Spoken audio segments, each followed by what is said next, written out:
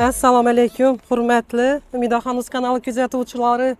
Sog' salomatmisizlar? Bugun sizlarni necha yillik orzularingizni, armonlaringizni yoki bo'lmasam 4 yildan beri yoki ko'p vaqtdan beri faqat qiz farzand ko'rib yurganlar bo'lsa, o'g'il farzand, egizaklarni ko'rishni xohlaganlar uchun egizaklar, xullas men chillaxonani oldinda turibman desam ham bo'laveradi. Bugun sizlarni yana ma'lumot berish uchun, yana bir orzularingizni ushaltirish uchun men Surjumet klinikasini Eko markazina keldim. Surjumet klinikasini bilasizlar, bir nechta filiallari bor va Eko markaz ham aynan shu Surjumet klinikasini o'zida joylashgan bo'ladi. O'zi umuman bu yangilikni aytishimning asosiy maqsadim o'zim hayron qoldim eshitib va tezda sizlar bilan bo'lishish uchun aynan shu yerga keldim.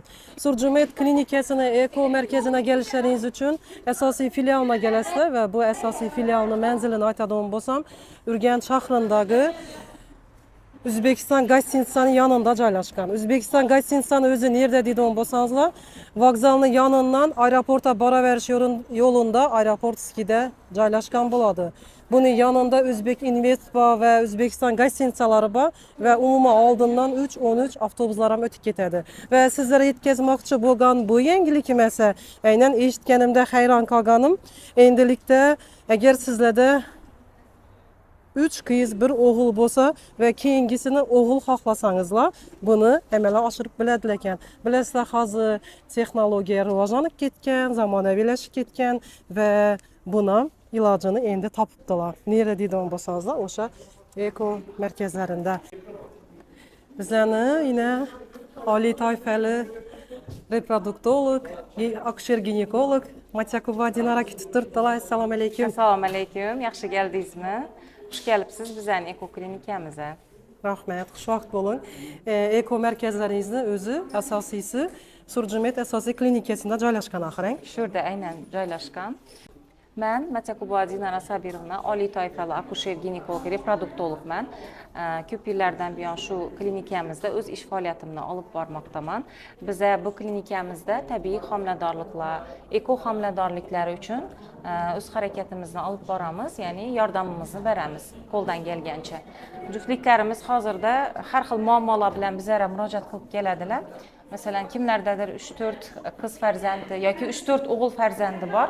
Aynan qiz yoki o'g'il xohlaydilar, lekin bizda shunday imkoniyatlar borligini ko'pchilik bilmaydi. Bundan tashqari egizak xohlovchilarimiz bo'ladi. Bunday imkoniyatlarimiz ham bizning shu aynan shu klinikada joylashgan Eko laboratoriyamizda olib boriladi.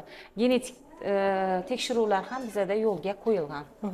Demak, shunda egizak xohlaganlar egizaklar ham bo'lishi mumkin, Albatta. Shu Eko markazida sizlar amalga oshirib berasizlar, to'g'rimi? Amalga oshirib beramiz. Shu klinikamizda hamma jarayonlar, ekoni jarayonlari shu klinikani o'zida olib boriladi.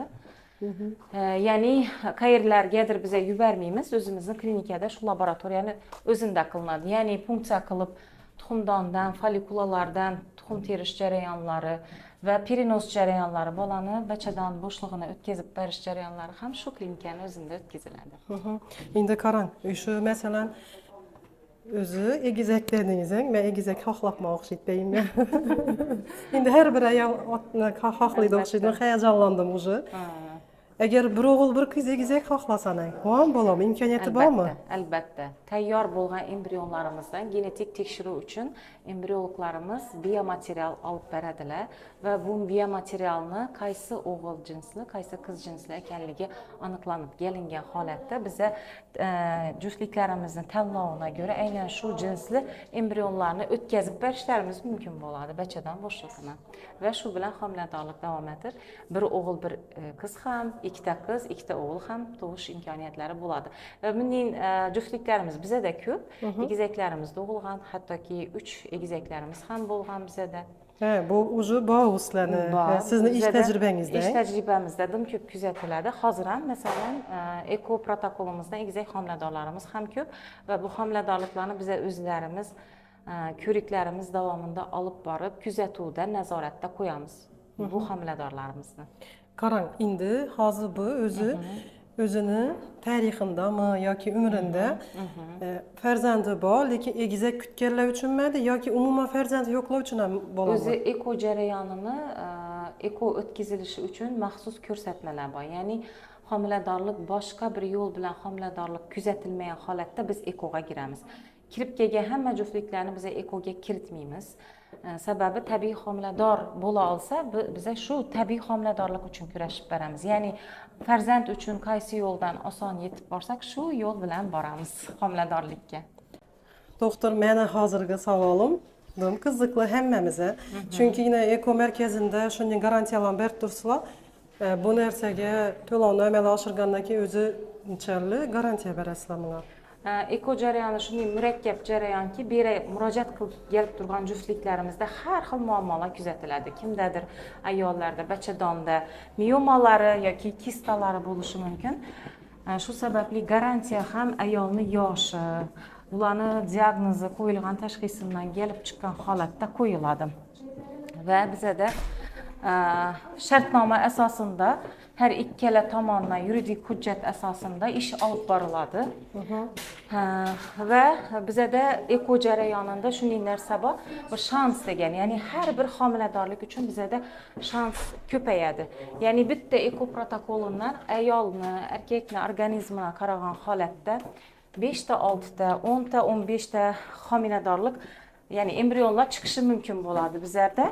Va har bitta homila, ya'ni har bitta embrion bitta homiladorlik uchun shans bo'ladi. Ya'ni birinchi marta perinosda homiladorlik kuzatilmasa, keyingi perinoslarimiz uchun embrionlarimiz bizada sahraneniyada turgan bo'lsa, ya'ni muzlatilgan holatda saqlanadi va qaytadan qo'yib beriladi va ayolimiz homilador bo'lib ketishi mumkin.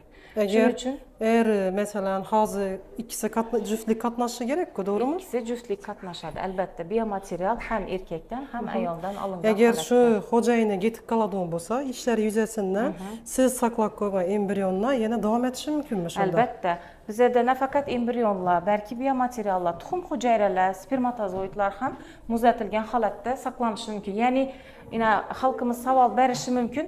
Misol uchun ko'pincha erkaklarimiz chet davlatlarda ishlaydilar. Buning holatda qanday bo'ladi jarayon deyishlari mumkin. Agar ularning ishi bor bo'lgan taqdirda bizada hujjat asosida erkakdan olinadigan urug'lar muzlatib qo'yilishi mumkin va uning roziligi asosida ayolidan tuxum hujayra terilganda mazkur urug'lar bilan urug'lantirilishi mumkin. Ya'ni muzlatilgan urug'lar eritilgan holatda urug'lantirish jarayoni uchun ishlatiladi. Doğru ma'lumotlar, yangiliklar. Buni ko'pchiligimiz bilamiz baribir, to'g'rimi? Yine siz bilan hozir shuni yoritib turganimiz ham to'g'ri. Bizlar yana bo'lajak doktorlarning yonidan o'tib boramiz, lekin o'qish jarayonida bu nimalarimiz bir kelishingizdan bir siri bor. Bir eko bo'limine tushib ketiladi. Bizani şu anda eko laboratoriyamiz. Ya'ni bu yerda bizani bu yon tarafdan. Ava. Bizani operatsionni xonalarimiz mavjud va bu yerda bizani muzlatilgan embrionlarimiz saqlanadi.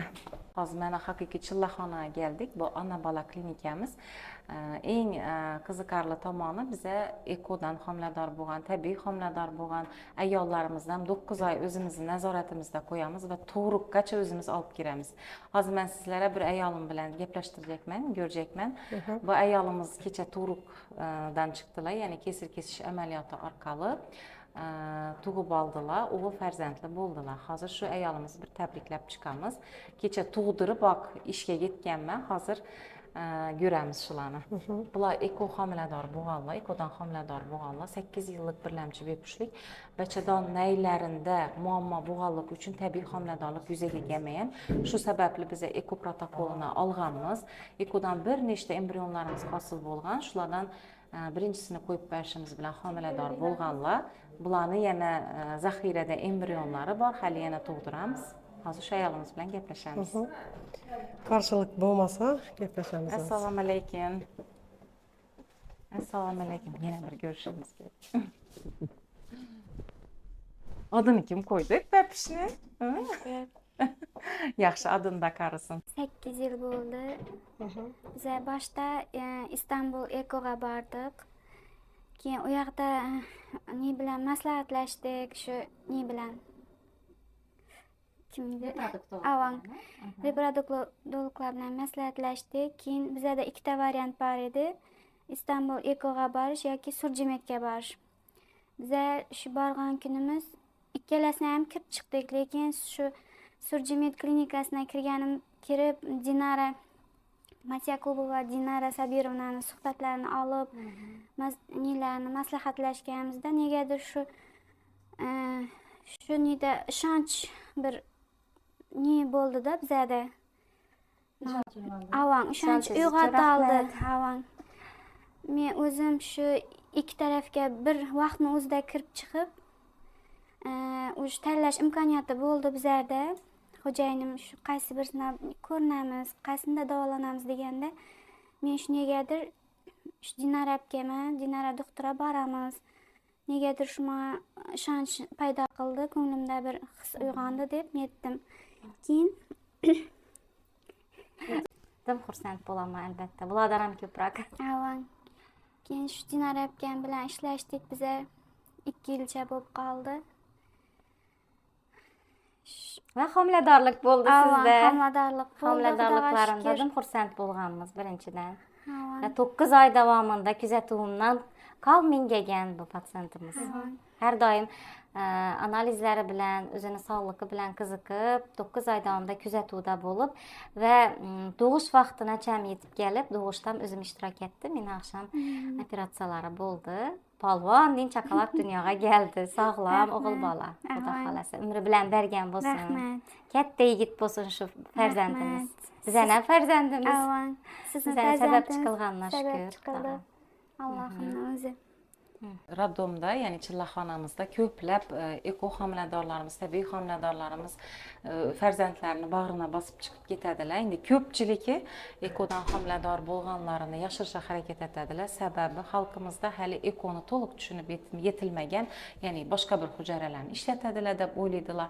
Lekin ko'rib turganlaringizdek, o'zlarini genetik, o'zlarini farzandlari bo'ladi bularni. Ko'pchilik shuni egizak farzandlarni xohlab turgan yoki o'g'il qiz farzandlarni xohlab turgan, farzand bo'lmayotirgan hamma juftliklarimizga shunday baxtli kunlarni tilab qolamiz va bizadagi imkoniyatlardan foydalanishni hammaga tavsiya qilamiz. Sog' bo'linglar. Mening homiladorliklarimizni baxtli yakunlarini hali yana ham ko'rsatib borishga harakat etamiz va sizlarga yangiliklar bilan bo'lishib boramiz.